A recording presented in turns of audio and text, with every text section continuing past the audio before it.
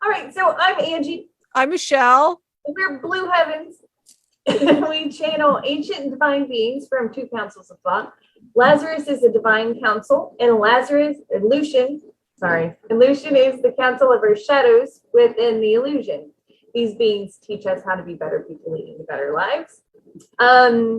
We both channel these beings differently. Michelle is a full channel, so she becomes the physical vessel within where the spirit can communicate with us. So they become Michelle, and they say who they are as they're speaking. I do a slight channel where they use me by using memories or feelings or stuff to share experiences, or they'll tell me things to say and then I say it. But I try to remain human so I can control some of these human things. So that's who we are and what we do. And today for Tuesday teaching, we are wrapping up Dante Alighieri's The Divine Comedy. So we've already covered Dante's Inferno and Dante's Purgatory and Dante's Paradise. And we've had spirit guidance on all those things. But today we're going to wrap it up. What's it mean to us now? Get different perspectives on each of these parts and hopefully have a deeper understanding. For that, I guess I'm going to invite in all the spirit energy because that works out perfectly for us. Okay, so I invite into this space now the divine creator, the energy of Mother Earth, the ascended masters, my spirit guides, spiritual teachers, my higher self, our higher self, and the spirit of truth and compassion. Please offer us your wisdom and insight so we can expand our minds and learn more so we can grow spiritually. I thank you all for coming into this space and helping us with your healing and encouragement.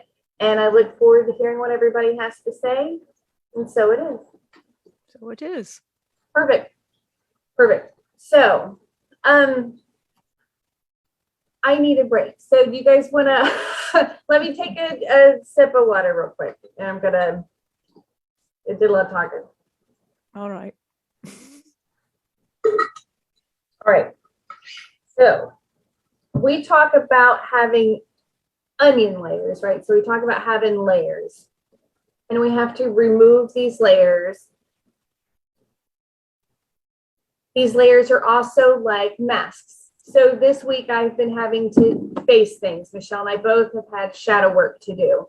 So what happens is I have trust issues. So they've been working on a certain experience of my life where this is stemmed from. And they'll show me pictures of moments and they bring it up, and that's a layer.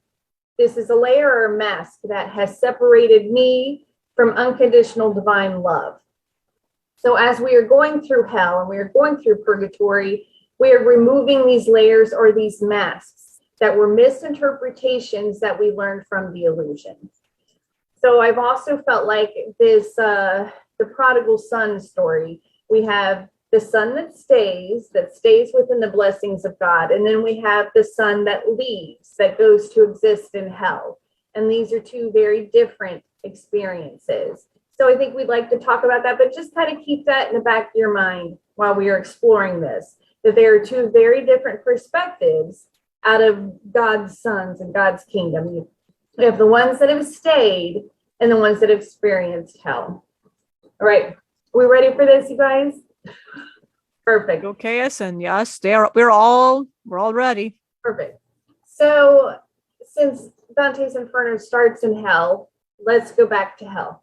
So let's talk about hell. Let's have Loki start us off with talking about hell and what his experience has been with removing layers and learning lessons within the realms of hell. Oh, hello, everybody. Well, one of my favorite subjects is, I'm very good at this one. Don't you love hell? Yeah. Well, with new hellos in the realm, it's made me feel like less than bullshit, but it's great. It's a reminder of, hey, you're still in hell. Why are you still in hell? Which was the first thing Sunday he says to me, out of your own choosing, of course, he says.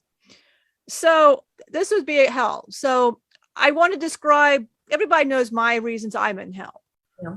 I have a scar, and people might go, well, what the hell is that? Where did that come from? Well, Michelle's been asking me forever, where the hell did this come from? We know we're not going to give her a straight answer, but she has an illusion to explain it. So she'll come up with all these reasons she thinks it could be. She found out the Demon Council, to be a part of it, they mark you. It's also a vampiric. You go against a vampire as well, mark you. So of course I'm mouthy, no surprise. It can't be removed, but I can't shut my mouth. But let's start with Michelle's hell shadow work. She is accepting a divorce. She's not opened her divorce decree. It came in Saturday. She's not opened it. So she's had hers abandonment issues, being the abandoner, being abandoned. Where did this all come from? Why do I feel like hell? And why do I cry about it? Where does this all come from? Basically, where is the stem of my abandonment issues? Not in this life. And we've had to teach her in shadows. So we're in her like a hell to teach. And unfortunately, we've each had a part to play in that. All of us. The teacher, the great teacher that is here now, is not part of the Shiva energy. He's not part of this. He's actually the better teacher of all. We're not anywhere near he is. But he had to teach. He still tried. He taught Marcus. Marcus was great. The rest of us hasn't. He took all of us away from the priestess. He said, you don't deserve it. And I was in the lowest part of the hell. I was the worst of abandonment. I abandoned all the time. So I can tell you what I did to the priestess. It would help others. Makes me look like an ass, but I had to accept, because I would eventually like to be where this at. I miss my priestess, but he says no. So because he said, why is he seeing her? He goes, no. So he's there and he goes, no to me. So I'm a little bit on this side. He said, you abandoned her way too many times. You threatened her way too many times. I used to hit her. I used to hit the priestess. But she was my control. I thought she was my control. At first, I loved her completely. And then when she was mine, I beat her. I wanted to submit her like, you are mine. I was cruel to her. She tried to hide. Locaeus and her tried to hide from me. I scarred them both to put my authority. I was very greedy. So my part in the priestess was, and then when we would get back together and I'd earn it back, then I would get it taken back, because it was me again. I'd abandon her. I'd leave. I say, F you, I'm gone. And I'd go to other realms and marry somebody else, and this leave her sitting there. And she waited time and time and time again for me to come back for a very long time. And I would just leave her sitting there crying, trying to figure out, and she'd go like on the beach and she'd just sit and slice because she was so hurt because she couldn't handle the hurt anymore. And that's what I did to her. I abandoned her. Was I the worst? No, I feel Marcus was the worst on the abandonment. And yes, we're talking about Marcus here, but he was the worst of it. I was not helped on that. Did I love her? Yes. I'm learning that, because when something you love is taken away from you, you learn that you're in your own hell. But I choose to stay in my own hell. I'm punishing myself. So she kept herself punished for this. Why? Because when she walked out on her husband, she felt she abandoned him. But she had to know how it felt. How do you even know how I felt if you yourself don't do it? Yeah. So because each of us abandoned her, except for the teacher. He never abandoned her. Never. Not one time. We each abandoned her. We left physically abandoned. But she didn't know how that felt. So in this life, she had to learn how that felt to do that. Yeah. And she don't know how to take that. Like, how could you do it? And then now she's on the question, why did you do it then? I have no logic. There is no logic to it, because she can't find the logic. I can't. The great teacher said there is a logic. You just don't want to see the logic into it. So there's more work to do. But that's my part of hell. That's the hell I experience. Can I ask you a question about it? Absolutely, yes. Do you feel that you had any love within you within hell, or do you feel like you were devoid of love within hell?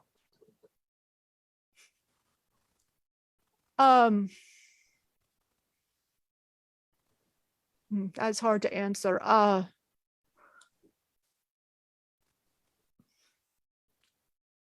feel I do love. Okay. My actions, I carry a spark. There's hope, I guess. Yeah, I was just about to say that's a hopeful answer. Yeah. Love is such a high vibration, and hell and suffering is such a low vibration. The fact that you can still have a spark of something so good within you during that is a blessing. That's kind of I wasn't expecting that. So thank you. I try not to be devoid. When the great teacher saw me still there, he goes, why can't you love and extend it out? And he can't even get near me. And he says, I want to see you, brother, but I can't see you because you're like, I want to talk to him, but I'm also don't want to look at him. So I'm ashamed of my actions when I look at him. Like when I look at him, my actions reflect back. I put my head down and he'll go like this to me. He goes, brother, don't put your head. I'm not here to make you ashamed. I'm here to bring you to where I'm at. I'm never here. And he said, but I didn't abandon her. He'll keep saying that to me. When he says those words, it stings me. And I put my head back down. He has these things across his face. That was his promise to the priestess. I could have done all of these things and I messed up so bad. And he never left. And he says, you could have done all the things I did. You just chose all the things because of your selfishness. And I put myself into hell. I want to love. Am I capable of loving? I hope I am. I hope, or I have a spark. He gave me a spark. He said, you got a spark. There's hope. Yeah. Perfect. I'd like to hear what Marcus would have to say about hell.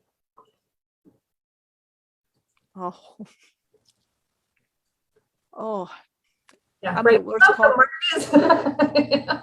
Hi, this is Marcus. I announced the great teacher wanted me out. We're just calling him the great teacher for now. And he's not channeling, by the way. There's so many of us. Right now he's. Yeah. So I guess we haven't really said we unlocked another high vibrational Loki avatar, but it is a lot. So we're not going to talk a lot about it, but he is higher than Marcus. He was the highest. So he was Marcus's teacher, and he'll just be known as the great teacher. He was the oldest of all of us. He was the oldest, and he always tried to teach me. He tried to teach me from the age of 10. He was like the first one that tried to teach me because he said I was the only one that maybe could get it out of all of them. Wow. He knew like out of all of us, I was probably the one that would understand. And it was not like he was trying to say the rest of them couldn't. But so hell for me. So what did I learn in hell? Oh God, I want to sound like a monster here. I feel I was absolutely the worst one out of all. But I was the worst one, I think.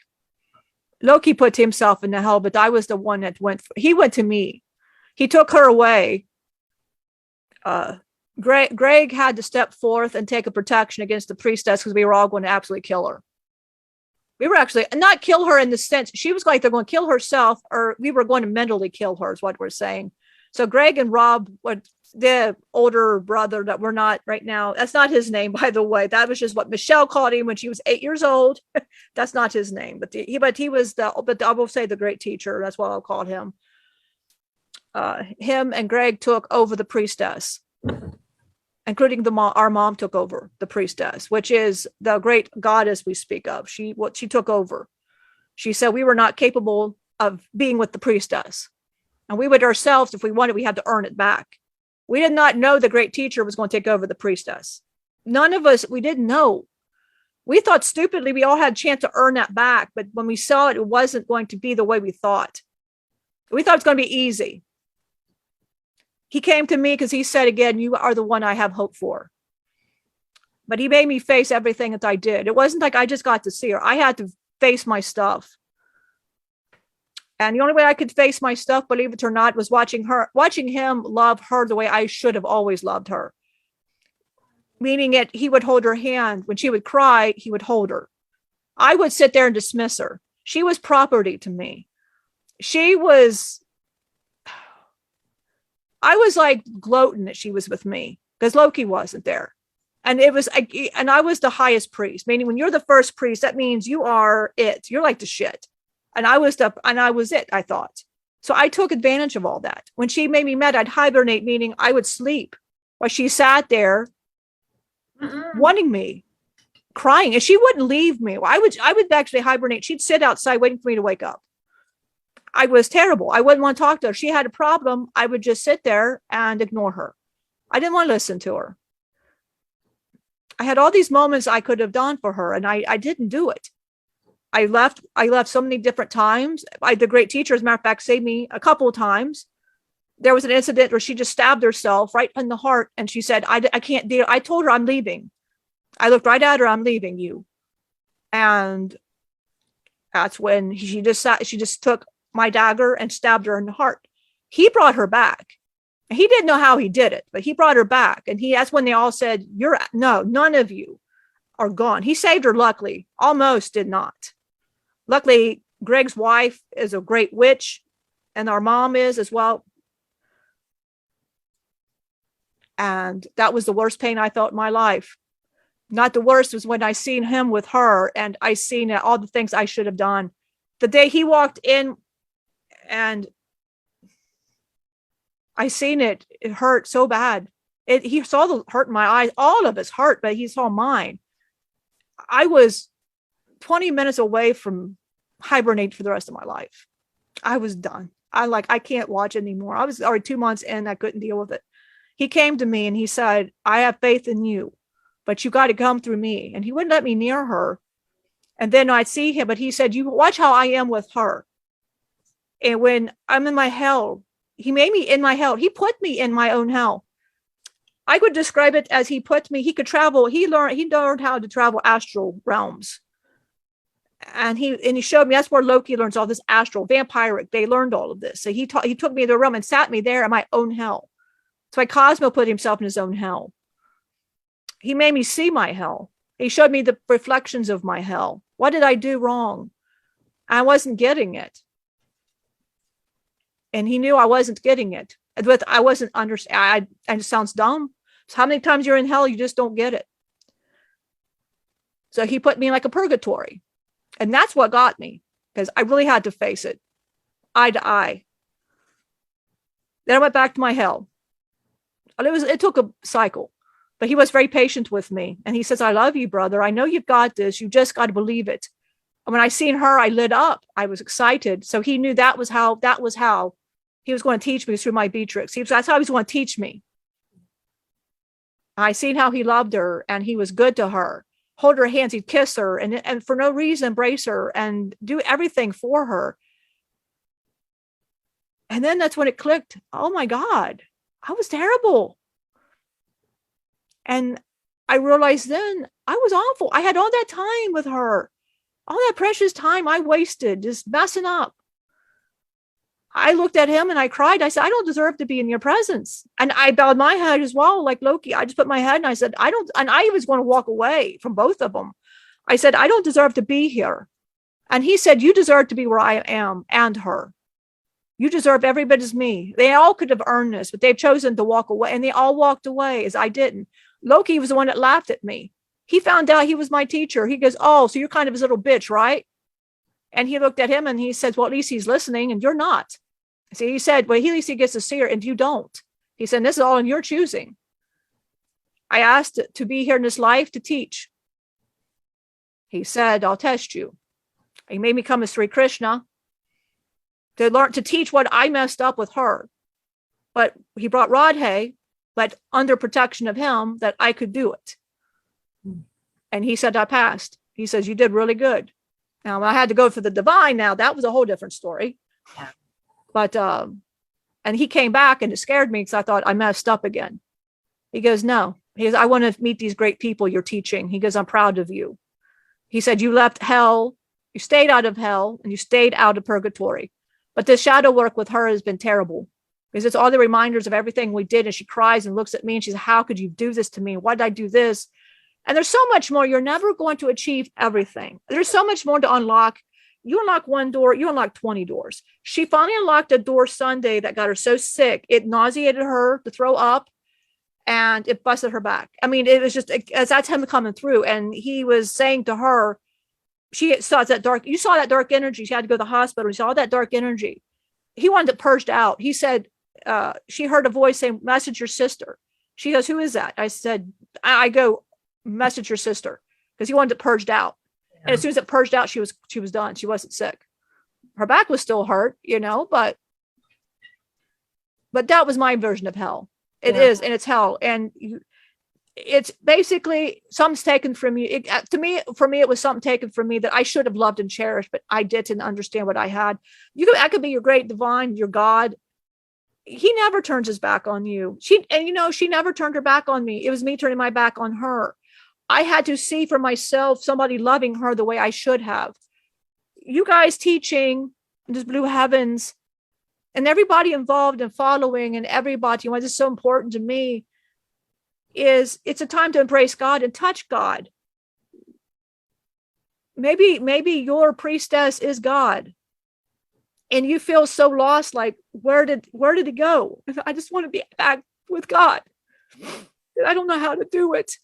And I had a teacher to teach me, to take me back. And he didn't have to teach me. He didn't have to sit with me. And he didn't have to take me to my levels of hell in my purgatory, be so patient with me. And I dropped back down and I was lost. I just wanted her back. And he said, you can't save her. You got to save yourself. And he goes, you've got to believe in something bigger than you. I didn't know how, but through watching him with her as an example, it taught me to do it again.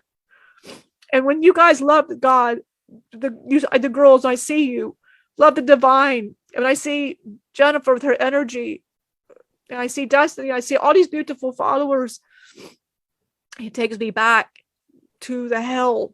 And that's not because it's not beautiful. It's because they're finding it. And it seems everybody's hurting. Like, am I here? Am I here? I'm like, you are here. You got a great teacher here. The divine is a beautiful teacher. But you have to embrace the teachings however he can teach you. My great teacher had to teach me. He tried hell, he tried purgatory, but he didn't know how to reach me. He finally just took her to show me.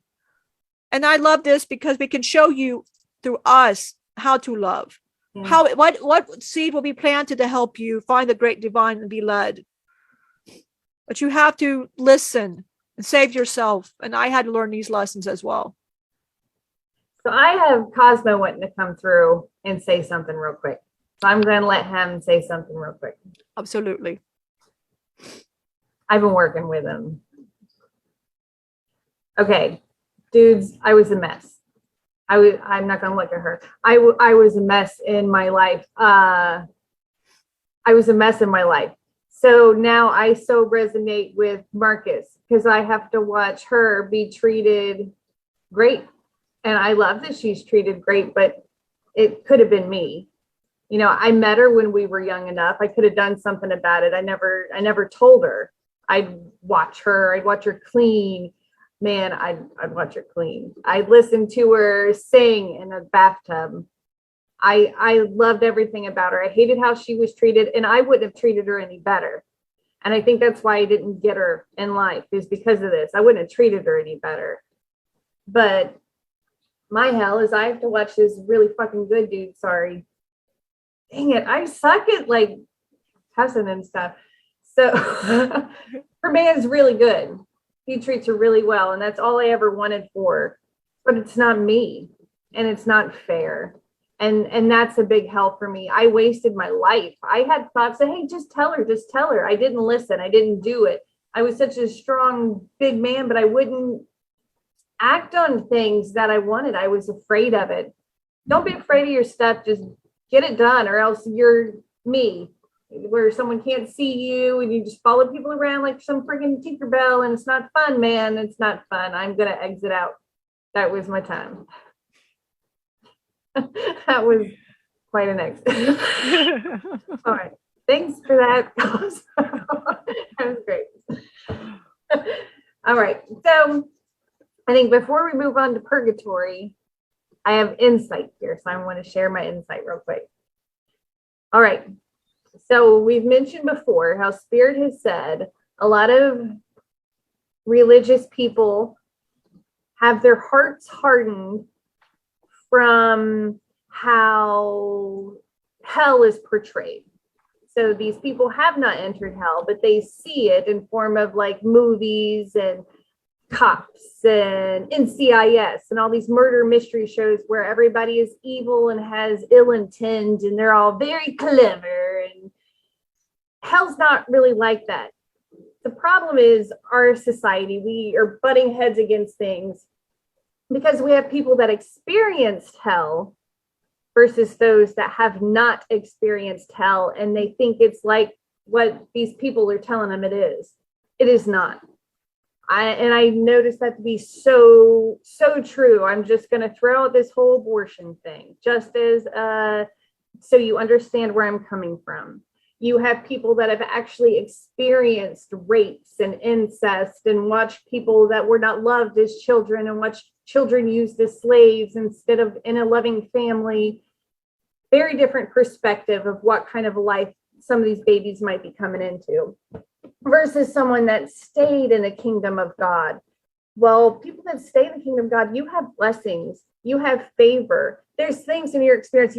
Most of the time you have love, you have a loving family. That's not over here in hell. You're missing all that. When you don't have love, it's very easy to get lost. And when you don't feel like you're a part of anything, it's very easy to get lost. We need to stop judging people that are in their hell and just start helping them. How can I help you in your hell? Sit and listen. Don't judge them anymore. Your judging hearts aren't helping anyone, and they never have. We need to help people by listening to them. So if you know someone that's in their hell, how can you help them out of it? Ask, do you just want to talk? Do you want to go out for a coffee sometime? Like, do you want to do shadow work? Do you want to color together? I don't know what your thing is, but ask something. Try to do something to extend yourself in a positive way instead of judging someone on something that you just have no understanding of and rightfully should not have an opinion of. Your opinion just kind of doesn't count. So I'm throwing that out there. All right, so let's go to purgatory. So let's talk about purgatory. Who would want to come through to talk about purgatory? Lokay has talked about purgatory, but this is Marcus. I could probably cover. And Greg said he'll come through as well for purgatory. I guess actually the ones that talked about hell could also speak about that. So I think we're just kind of all going to, Loki, we would like to hear his opinion on paradise, which is why he don't want to do. Yeah. So that one we already know he's going to do it. We like to hear Greg's version as well, because Greg does not. We like to hear his, and he's like not happy. So, purgatory is hell is the deepest part of your heart. You feel destroyed. You self-punish yourself, and that's a hell. People think and they picture it as demons, they picture it as whips, and they picture it as fire. You're being burnt in a fire. And the reasoning for that would be visual of that is yourself torturing yourself. I deserve to be thrown in a fire. While I was in my hell, that's what I saw, was the fire and the brimstone. And I'd grasped a great teacher, and he goes, that is all your illusion of what you think you deserve. Yeah. So I learned very hard. That was my illusion of what I felt I deserved. So hell is not a demon torturing you. Are there demons? Yes. There are. Well, no, they're not here. When I mean, they don't want humans. So no, they don't want humans, but there is a realm, but they don't want to come here. They don't care about you. To them, humans are just stupid, and why waste their time on it? I mean, I'm very, very serious. So people are going to go, no, they just don't, they just back it up on that. So don't ever worry, are you going to be possessed by it? They don't really. Do you have some that just stray around? Yeah, but I'm kind of getting away from it, but I'm just, when I brought it up, like, okay. But they are around, but not here, and it's not called hell. Okay. So basically, you create your own fire brimstone. You create that own. So a church talks about hell, just take it as that's your own shadow that's coming through. Satan is you. That's coming through to you. Like, that's you. That's your own coming out. He had to teach me that. I wanted to blame like a demon. He says, no, you're your own demon. That's you. Because he had vampire. And I said, demon. He goes, no. He goes, no. Like, he's looking at me like, no. He said, if that's the case, I'm the only one being good to her. So I guess I'm the best here. And he was trying to be ego. And that was every time I tried to throw it at him, he threw it back at me saying, shut your ego up. I'm like, what's my ego? Because that right there, you're talking. Purgatory was me learning how to calm my ego. But it was a lot harder, believe it or not, than hell. Hell you think's the easiest because you think, oh, that's the worst. You think that no. It's the worst because hell you just kind of in this illusion and you're happy in this illusion. You don't care. I'll be in the fire. Throw me in the fire. And I was out of the hell part and I was in purgatory and I thought, awful. It was terrible. It was like tedious hell. I would really call it tedious hell. Like each little, it's like 9 tedious, horrible steps. And he told me it's not going to be easy. And I gave up like 4th step. I said, and I went back to my hell. Now, because one day he sees me, I'm beating the wall, like screaming like a madman. I want out of this hell I've created for myself. I seen him coming at me and I was so illusioned. I thought he was the devil. He wasn't. It was just me because I'm getting dark and he was in the light and he looked weird to me. And slapped me only because he had to get me out of it. And he shook me. He goes, what is wrong with you? I said, I can't do it. I can't do it. I don't want to do this anymore. He said, then leave. He just said, leave, but don't come back. I'm giving you one chance. I won't come back. He said, I'll give you 5 minutes to think about it. I said, no. I said, he was serious. I went back, but he made me go through the hell again because he said, you didn't let me learn. So purgatory was hard. I cried on him all the time. And he sat with me patiently.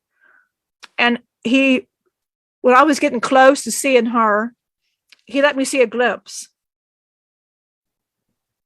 He said, this is what you're working for right here. And he showed me.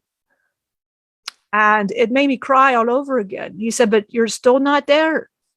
And I begged, like, why do I have to do what? Because you're not there. It's the teacher that'll sit in the dark with you and cry with you. And he cried with me. He listened to me. I babbled for hours. I babble about shit that didn't matter, but he listened to me.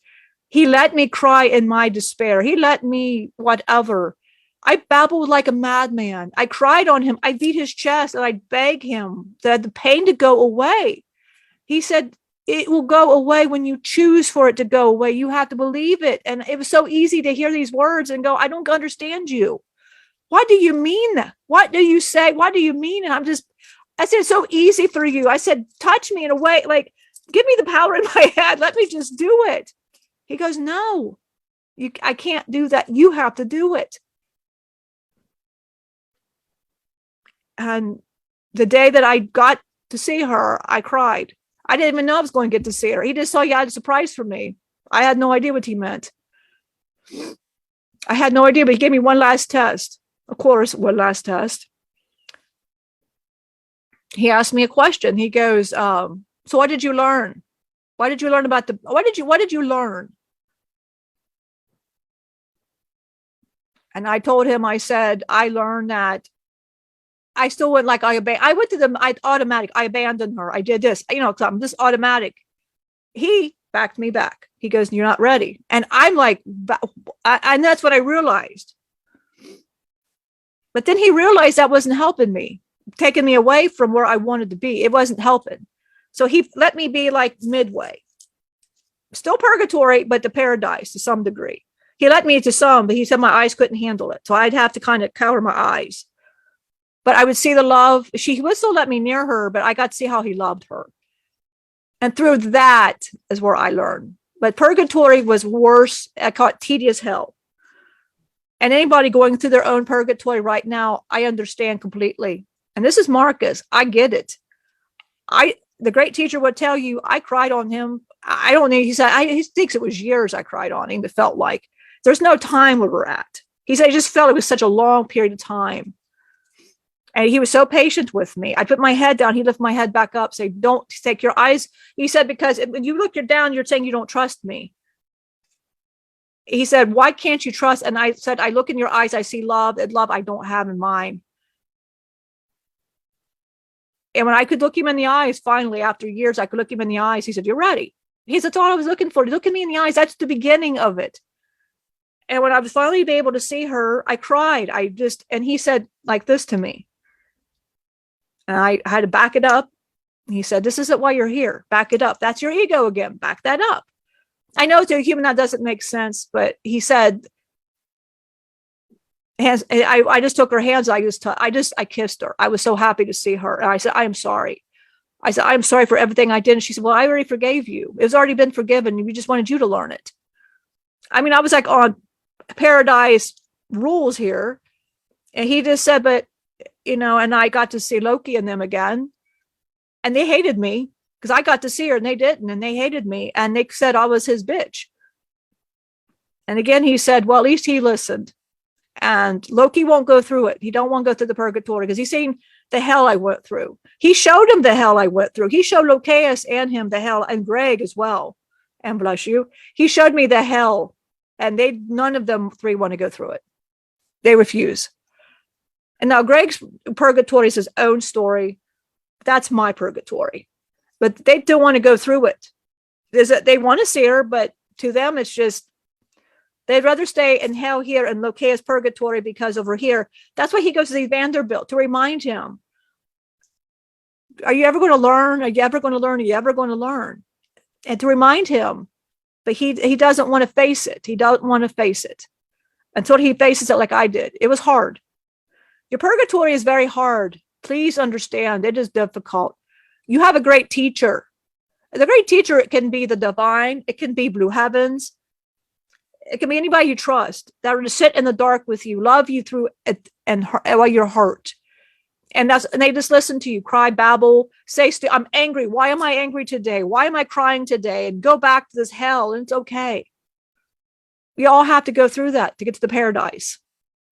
I saw a video on TV. My husband watches a lot of like clip shows on YouTube. And this one just so stuck out to me because I've never seen, it was just a beautiful moment. There was a lady laying in her driveway in the pouring rain, and she just looked beaten, right? She just looked defeated. And then a car pulls up in her driveway, and another lady gets out, leaves her door open, it's pouring rain, and just lays next to her friend and grabs her hand. And they're both just laying in the rain in the driveway, looking up at the sky. And it was such a beautiful moment. That's friendship. That is love. That is God. That's that unconditional love showing up for us to give us the strength to go through whatever it is we're going through. And again, like I said, if you haven't been in hell, you don't know what it's like. You're punished in hell. I think people that haven't experienced it, you feel like, well, where's their punishment? You didn't see what they went through. You didn't see the torment in their head. You didn't see the imprisonment of all these masks. Because that is what it does. It imprisons you. All these things that you file keep you separate from unconditional divine love. And again, like this thing, it shows the different vibrations. God's up here. A lot of us are suffering. We're down here. We're not going to hear it. We're not going to see it. And that's the kind of stuff that we need to hear and see to get out of it. It's kind of like it's all very difficult. But it is worth doing, and we don't have to do it alone. I would go lay at the rainy driveway with y'all if you needed me to. I would do it in a heartbeat. That was so beautiful. We need to do more of that for one another, not belittle and mock one another just because a news organization or a rich person, whatever it is, tells you to do this to your friends and family. Don't do it anymore. It's not, why are you hurting us? Like, you have sensitive people versus insensitive people. Well, insensitive people just don't want to deal with all their masks and onion peels. They're just not ready for that. And that is fine. It is hard work. But don't belittle the ones that worked on their stuff. I'm not trying to make you feel bad if you don't want to be a better person. I just want to help inspire the ones that may want to be a better person. If I'm offending you, don't listen to me. I mean, it's that easy. And I think we just need to have better hearts. Well, Marcus, they couldn't watch this. Yeah. They can't watch it. I had to admit, when I was in my purgatory, I couldn't have watched this. If it was, I would have turned it off. And that's fine. We should be able to choose that. Just like we can't have the light forced on us. There's a big movement of people want to force Christianity, and it's not Christianity that they're trying to force, but they're trying to force it on everybody. No. God is something we choose, and we choose when we are ready for that, because it is hard work.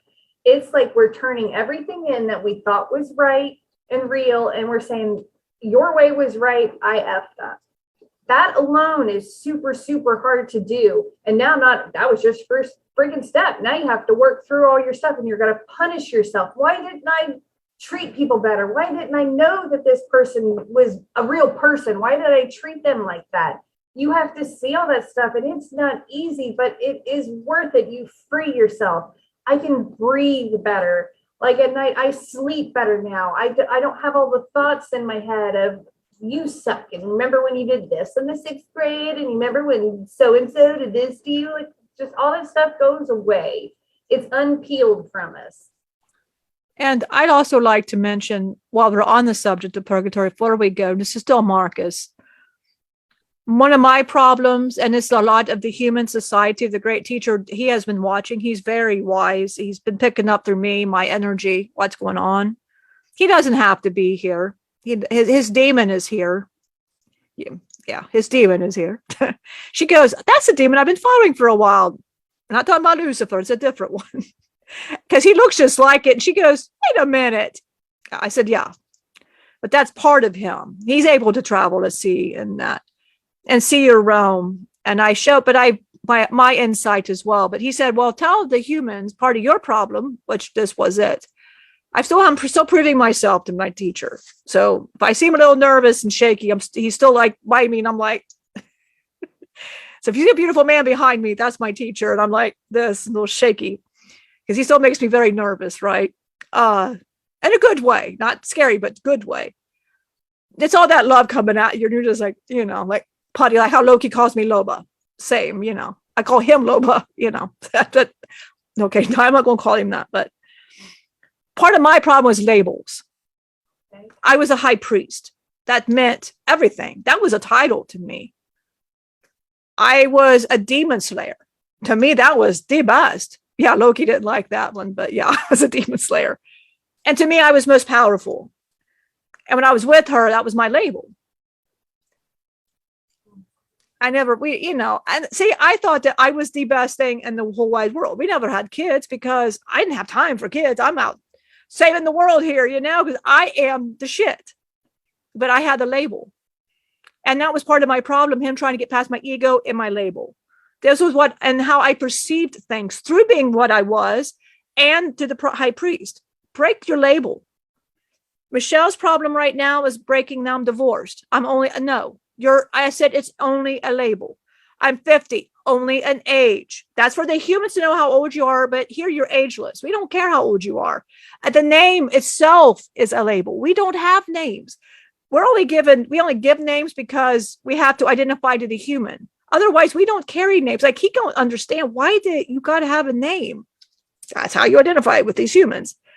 Because he's used to as a light should be it. That you should understand. We're not there, and it hurts him. And I said, basically, my job is to do what you did for me.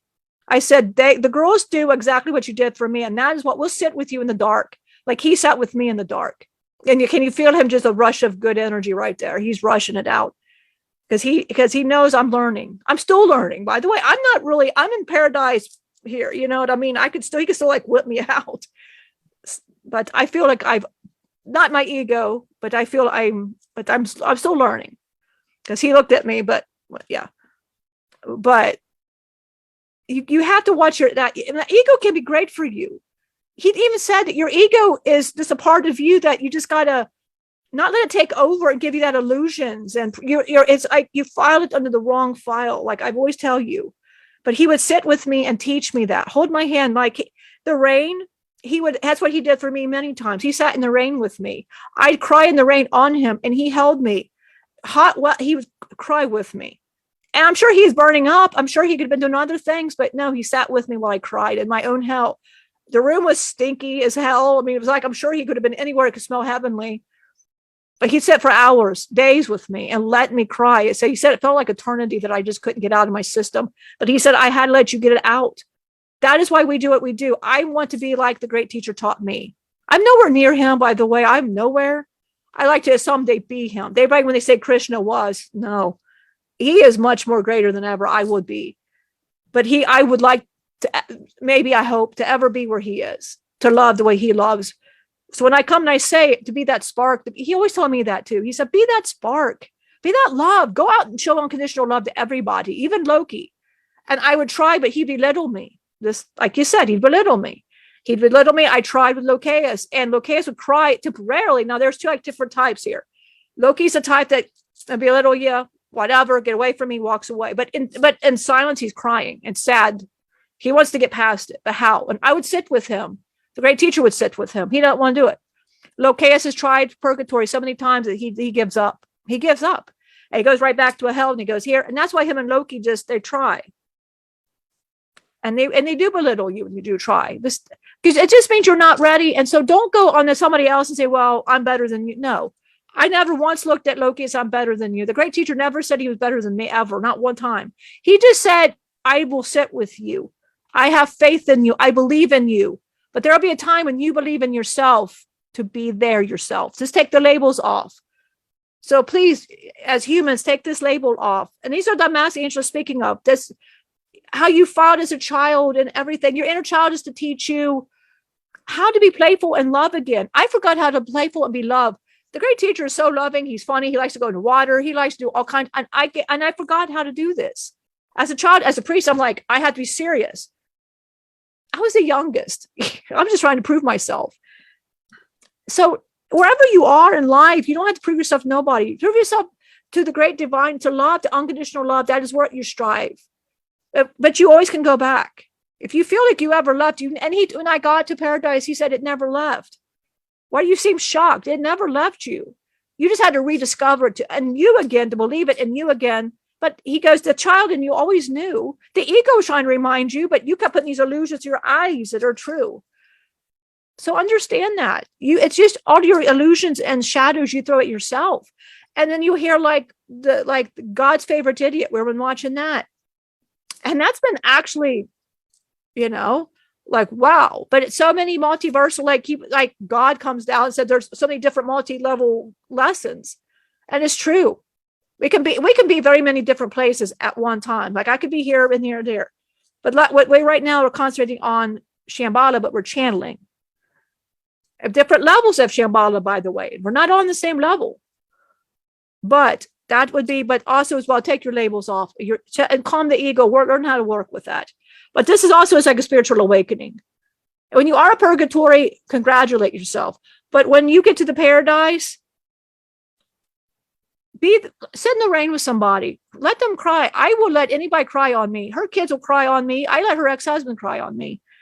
I will do anything for anybody else. If they're hurt, you cry on me. Talk to me. I listen. Her ex-husband said, you're one of the nicest.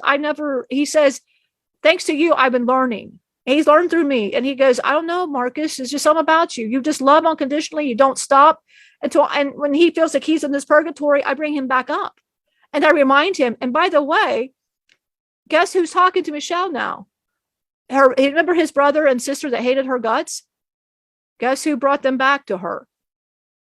She talked to his sister the other day. And she said, you don't sound the same. She felt the energy. And that for the first time, Michelle was like, wow. And his brother talked to her too. She's not still had face-to-face with his sister yet, but she wants to see her and was upset she hasn't seen her yet. So that's just saying people can change through love. Because I simply just started loving Kenneth. His name's Kenneth, her ex-husband, Kenneth. He didn't care I said his name. I started loving him. His counselor crying, and he's talked to Locaeus and Loki. Even we all three have helped. Even Cosmos helped him, and that. But through all of that, he started helping. He says, I feel that Michelle needs to have this bridge, her purgatory. This is part of her purgatory, but that's his sister's purgatory and his brother's. So I'm just saying what love can actually do. I've sat and I'm still patient with her ex. He calls in the morning and at night, I still talk to him. And so I don't sit in the dark with anybody. Like Angela, we'll sit in the dark with anybody. But be that person. Don't be that person to be judgmental. And don't be that person to judge and sit and down, because you make the world kind of a hell for everybody. That's not, just make it. For everybody, I think. That's an over just misperception. I'd like to say too that the illusion is our teacher. Like Mhm. go out into hell, the illusion is what's teaching us, what's giving us consequences, what's telling us, hey, you don't really want to do this, do you? Like all that stuff is a teacher, just like spirit is a teacher. It's which teacher are you listening to? Which path are you following? I think that's a good way of looking at it. So let's go to paradise because it's like almost 1:00. So what would Loki's paradise be?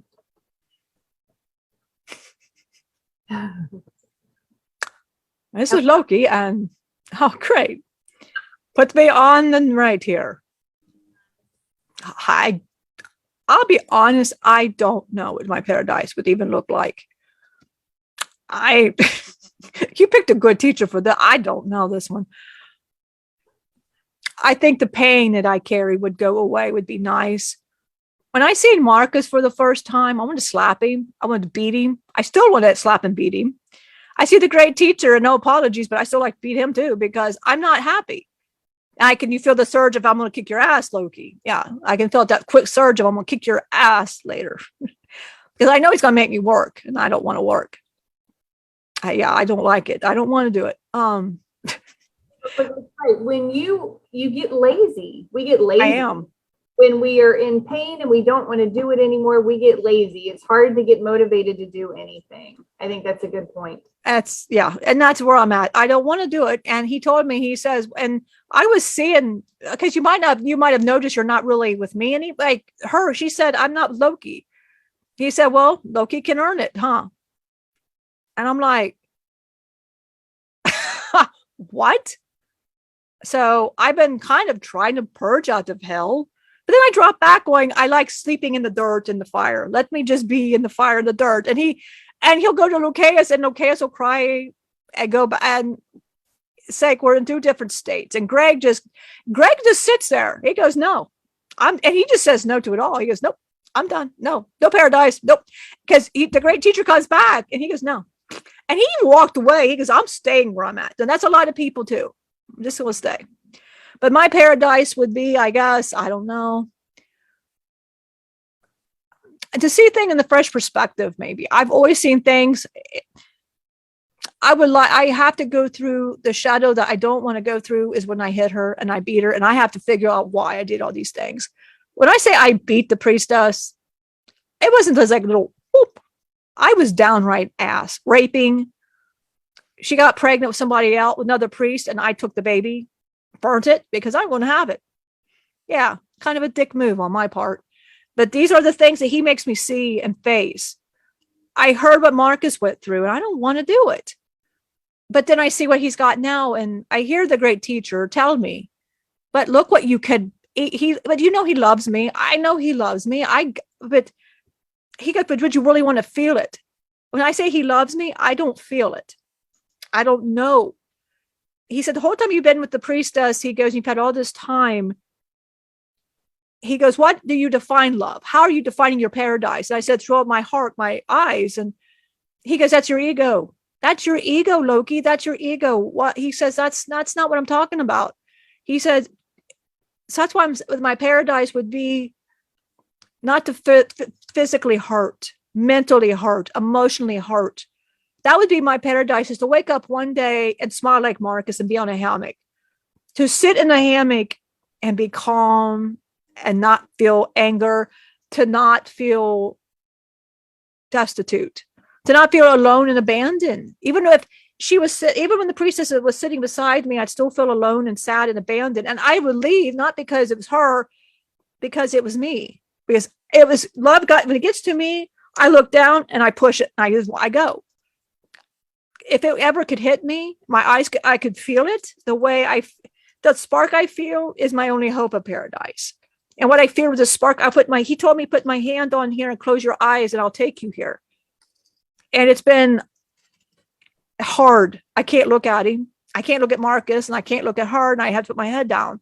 And he'll say, don't. But he tries to do this to me. I do that. Like, do not touch my chin. I will deck you. He says, you're just not ready. But I would like to think my paradise would be just, and this would be speaking for all of you humans as well, no physical pain. When I carry a lot of the unneedful physical pain. I carry this mental pain that isn't necessary. I carry the spiritual pain, emotional pain.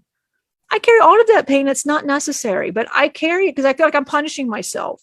Like when I see myself hit the priestess or rape the priestess or hurt her in any way, scarred her face and my son's face, because I thought that's what to punish them alongside me, because that shows devotion and love, and she hated it and he hated it. But yet I did it anyway. It's to have to face the logic on why did I do it and how much of a monster was I? And he said that's the wrong way to view it. And he said, I want you to view it as, why did you do it? And let's go past it. Don't torture yourself with these memories anymore. He keeps telling me, don't look at the past and keep doing this. He said, once you learn an onion, let it go. He's trying to get me to just calmly do it. He said, I have not yet found your method to paradise. But he said, I will work with you to find your way. Everybody has their own different way to paradise. Marcus had his way. I will have a different, and Locaus will have a different. Greg said no. He said, and I believe Greg, he says, I will not. He's way too hurt. But that would be my paradise. It's just the pain, all of it, to go away. And look at love eye to eye and not punch at it like this. You have advice for anybody that's here in their hell that is not wanting to move forward for the same thing, where they're done. Do you have any advice for them? Is there advice just, hey, take your time, do it when you're ready? What you got? My advice would be, when you sit in your own hell, you become bitter, you become angry, you become sad. Nobody wants to be around you. Nobody wants to hear you anymore. Locaus barely wants to hear anything I have to say. I can't really blame him. Marcus puts up with me. I don't know why. And I know I make him mad. I know I make everybody angry and mad. And I like the little pick. And I always hear Locaus say, I know there's so much more to you than just picking at me and sarcastic. And I would make, like Cosmo and me got into it. And Locaus finally put me down. Believe it or not, little Locaus, not little Locaus anymore, basically beat my ass. And he said, stop it. Because Cosmo don't want to go with me head to head. I was calling him names, and Locaus rightfully put me in my place. And he said, why does he want to hear you be a mouth ass? To stop it. If that is you, nobody want to hear it. I didn't know how bad I was hurting Cosmo for my own ego's sake. I would just say, nobody wants to be around you. People are fake wanting to be around you. People feel that love because I actually, what part I do want to help you. My advice is, don't be that Karen in the room. Don't be the douche in the room. Honestly, that's really what you are when you're in your own hell. Because nobody, and I'm not saying we wouldn't sit beside you, we would, but your energy's stinky now. And you basically, you're just telling people, I don't want help. I'm very comfortable being an angry person. I'm very comfortable staying right here, and I don't want to move. But when you want to move out of your hell, like I kind of want to get out of my hell, you'll start, people will treat you a little differently, and you'll start getting the guidance to go. I feel the great teacher came at a time when I'm kind of thinking about it. I want to be I do want to be where he is. So I thought he came at the right place. So Divine was going to find you in your hell, but you have to say, I'm done being in my hell. And I would just say, if people like fake energy around you, smile around you, you need to really look at yourself. When bad situations keep happening, you keep making these bad decisions, and people keep telling you over and over and over, like me, for example, you have to just face it. Like, they're telling me for a reason.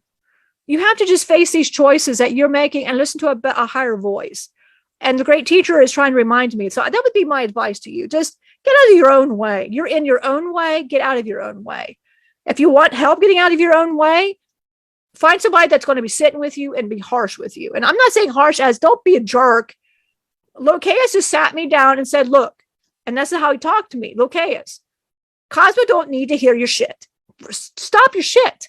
Stop it. He don't want to hear it. And it was like knocked and looped, like I want to do that to him. But then he goes, well, then hit me. Then if you really feel like a big boy, hit me. He said, otherwise you're still being an asshole. It just made me go, wow, I really am a jerk. And I didn't realize how bad it was bothering him. So I stopped. I backed it up a bit. And so Locaus has been kind of weird enough being my teacher. And I'll ask him, should I say that? And Even on the card that you made me, I took out like all of the mean things about Locaeus. Wow. To make it known to him, I'm serious. I do want to learn. So the great teacher said, you are ready to some degree to get out of your hell. So that would be, I would say that if you know somebody's just, you're just, you have somebody give you some hard truth, that somebody that can yell at you, literally, you may have to. I don't know how this you had to be talked to, but your ego has to be, and whoever you trust to do that, make sure you don't try to hit them. Cosmo had a few of those. Cosmo said he had a few of those, and he hit him a few times, but they're trying to speak truth to him. And he said he wished to God he would have never, they were just trying to help him wake up. And say, so I would just say that would be it. Just have a trusted friend to sit and tell you, hey, and I'm not saying be a, I say, don't be a jerk about it. If they're called to be doing it, just let them talk. And what's wrong with me? Be willing to hear what they're going to say. Say, you're a mess. Nobody wants to be in the room with you. Really, like Karen, like nobody's in the room with you, Karen. Really, you just drive everybody fat shit crazy. But you're complaining about everything and nobody wants to hear it anymore. Be willing to hear it. Why are you complaining? What is it that you're complaining about you don't want to face? Look in your mirror. Why do I not want to face? Why do I hate this person over here, like in the corner, when they're probably just reflecting what's wrong with me right here? That's the problem. And I know that might sound weird, like to get out of your own hell, but sometimes I really think I really feel in today's society, that's what people really want. If you feel that you can but be nice about it. If you feel this person you got like with Cosmo, you would have to be like that with Cosmo.